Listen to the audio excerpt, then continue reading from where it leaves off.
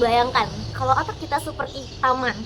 Apa yang kita tanam di dalamnya, itulah yang akan tumbuh.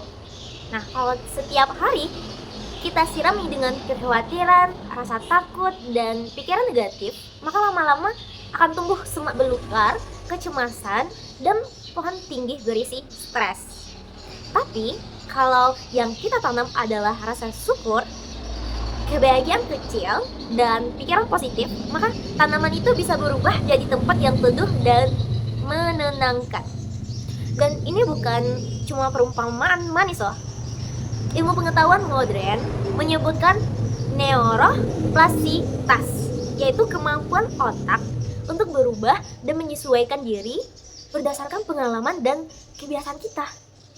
Nah, neuroplastisitas pada dasarnya adalah bukti bahwa otak tidak mati gaya setelah dewasa. Ia justru sangat aktif.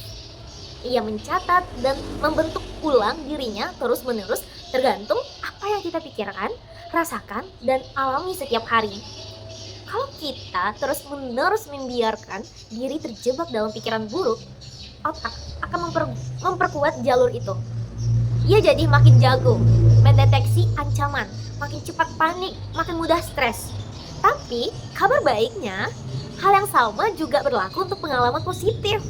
Ketika kita secara sadar melatih otak untuk memperhatikan hal-hal baik sekecil apapun, maka jalur saraf yang berkaitan dengan rasa aman, senang, dan damai juga akan diperkuat. Otak kita singkatnya seperti nge-gym yang tidak pernah tutup. Apa yang kita latih, itulah yang akan jadi kuat. Jadi kalau setiap hari kita berlatih untuk menyadari rasa syukur, menikmati momen, dan mengucapkan afirmasi positif, maka kita sedang membuat otot kebahagiaan itu tumbuh. Bukan berarti semua masalah hilang, tapi cara kita memandang, merespon masalah akan berubah. Perlahan-lahan, kebahagiaan tidak lagi terasa seperti sesuatu yang dipaksakan atau dicari mati-matian. Ia akan tumbuh dan muncul lebih alami. Sebaliknya, otak juga sangat patuh loh pada kebiasaan buruk.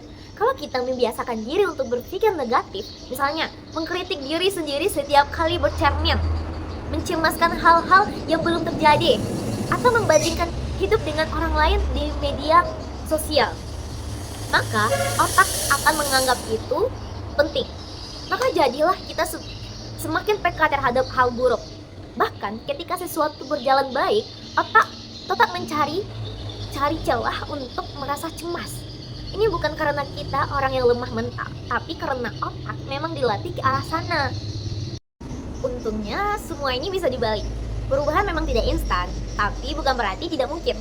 Seperti membentuk tubuh yang sehat lewat olahraga, membentuk otak yang sehat juga butuh konsistensi. Fokus pada hal baik secara terus-menerus bisa secara perlahan menyasar pengaturan dasar otak. Kita jadi lebih mudah melihat peluang daripada bahaya, lebih mudah merasa tenang daripada tegang, dan lebih mudah merasa cukup daripada selalu kekurangan. Caranya pun sederhana. Misalnya, setiap malam sebelum kita tidur, luangkan waktu 1 menit untuk memikirkan 3 hal yang kita syukuri hari itu. Misalnya, gak perlu yang besar-besar. Misalnya saja bisa makan enak tadi siang. Terus ada teman yang bisa diajak ngobrol, atau hari ini tidak hujan saat pulang kerja.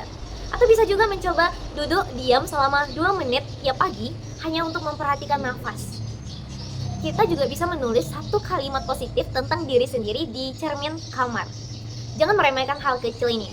Dalam dunia neuroplastisitas, hal kecil yang dilakukan terus-menerus jauh lebih berpengaruh dibanding hal besar yang cuma sesekali. Mungkin awalnya terasa sulit, apalagi kalau kita sudah lama terbiasa dengan pola pikir negatif. Tapi justru karena itu, perubahan sekecil apapun akan terasa besar. Ingat, otak mau diajak berteman. Ia itu bukan musuh. Ia bisa dilatih, dibentuk ulang, dan diarahkan kembali. Maka, kalau selama ini kita merasa susah bahagia, mungkin bukan karena hidup kita buruk, melainkan karena otak belum terbiasa melihat sisi terangnya. Jadi, mulai hari ini, mari beri otak kita latihan baru. Latihan yang membuatnya lebih siap melihat harapan daripada ancaman. Latihan yang membuatnya lebih peka terhadap hal yang bikin hati hangat. Karena ternyata bahagia itu bukan hanya soal keberuntungan, tapi juga soal latihan yang sabar dan konsisten. Oke, semoga bermanfaat. Bye-bye.